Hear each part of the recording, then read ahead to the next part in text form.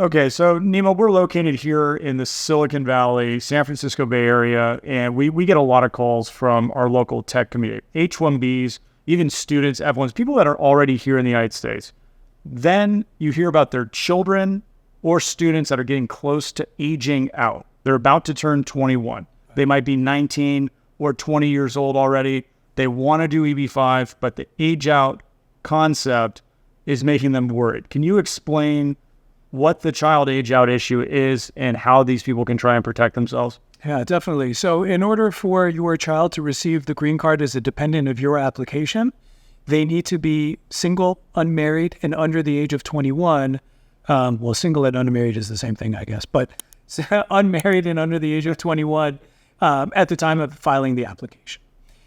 The act of filing the EB-5 application or any immigrant petition locks in your child's age.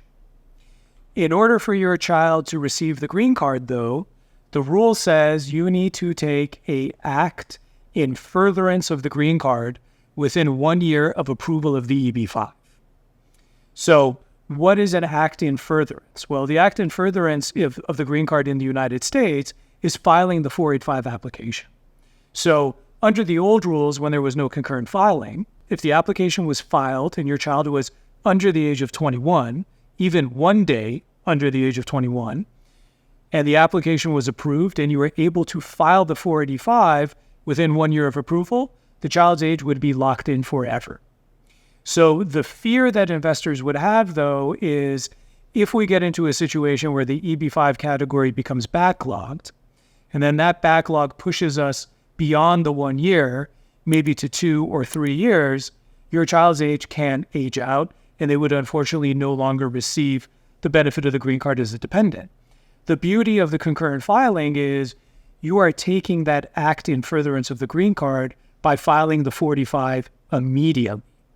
So if you file the EB-5 and the 485 together, your child's age is permanently locked in. It does not matter if the category retrogresses. It could be a 2-year, a 3-year, 4-year, unlimited retrogression, but your child will receive the green card. Your child will receive the EAD and the advanced parole, and those documents will continue to be renewed until the green card is approved. So it's just a huge benefit. And, for those of us outside the United States or for people from China or other countries that are retrogressed, AILA got a huge victory in able to file 485 applications under Chart B. So if you've looked at the visa bulletin, you can see Chart B specifically for India is 1 year ahead in time than Chart A is. So just another opportunity to ensure that your children receive the green card. Child Protection Act, it's a major deal because I would say the vast majority of EB-5 clients that we talk to, this is a family-based consideration. Yeah. It very much is for their children. It's very much for their families' futures and things. And even if it was a loan consideration of the immigrant entrepreneur by themselves, they may not make the investment if it was just that. Yeah, absolutely. It really is about the children. So I appreciate the commentary. Yeah, Child Status Protection Act, it's a little bit complicated to explain in this format, especially if you're not in the United States.